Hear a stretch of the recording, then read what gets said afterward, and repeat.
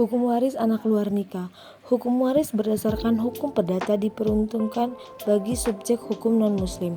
Kitab Undang-Undang Hukum Perdata atau KUH Perdata membagi status anak ke dalam 3 golongan, yaitu 1. Anak sah, yaitu anak yang lahir dalam suatu perkawinan yang sah. 2. Anak luar kawin yang diakui, yaitu anak yang di luar perkawinan yang sah tapi diakui oleh seorang ayah atau seorang ibu.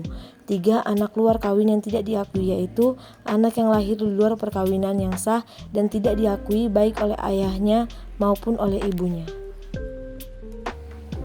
Mengenai apakah anak luar kawin mendapat waris dari ayah, perlu dilihat dulu apakah anak luar kawin ini diakui atau tidak oleh ayahnya.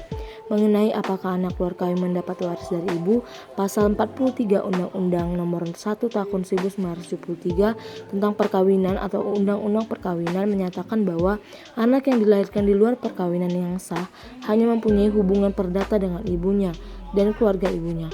Oleh karena itu, anak luar kawin berhak mendapatkan waris tanpa perlu pengakuan dari ibunya.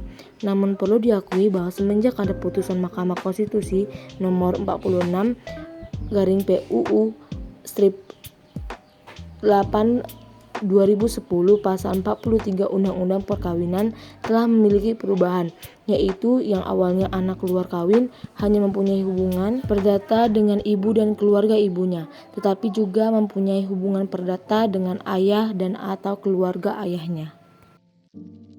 Kesimpulannya, pembagian waris anak luar kawin menurut KUH Perdata adalah sebagai berikut. Anak luar kawin mewaris dengan ahli waris golongan 1, sebagaimana 1/4 dari bagian seandainya ia anak sah. Anak luar kawin mewaris dengan ahli waris golongan 2 dan 3, bagiannya setengah dari warisan. Anak luar kawin mewaris dengan ahli waris golongan 4, bagiannya 3/4 dari warisan. Apabila pewaris tidak meninggalkan ahli waris yang sah, menuntut undang-undang anak luar kawin mewaris seluruh harta milik pewaris yang tercantum dalam Undang-Undang 865 KUH Perdata. Pernikahan siri dalam hukum perdata. Pengertian nikah siri menurut Kamus Besar Bahasa Indonesia, nikah siri adalah pernikahan yang hanya disaksikan oleh seorang mudin dan saksi namun tidak melalui kantor urusan agama. Berdasarkan pasal 2 PP nomor 99 tahun 1975 sebagai peraturan tentang pelaksanaan Undang-Undang nomor 1 tahun 1974 disebutkan bahwa perkawinan bagi penganut Islam dilakukan oleh pegawai pencatat dengan tata cara pencatatan, di mana dalam hal ini nikah di bawah tangan atai nikah siri adalah pernikahan yang dilakukan di luar pengawasan petugas pencatat nikah dan tidak tercatat di KUA. Adapun beberapa faktor penyebab seorang nikah siri. Yang pertama, masalah ekonomi. Yang kedua, kemampuan finansial. Yang ketiga, keinginan berpoligami. Yang keempat, menikah di bawah umur.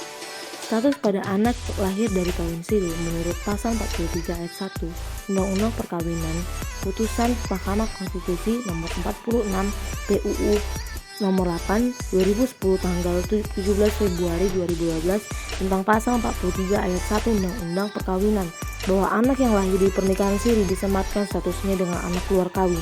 Apabila kelak sang ayah meninggal dunia, sang anak juga tidak berhak menerima warisan apapun dari sang ayah, sebagaimana diatur pada pasal 43 ayat 1 Undang-Undang P pasal 100 kompilasi hukum Islam atau KHI.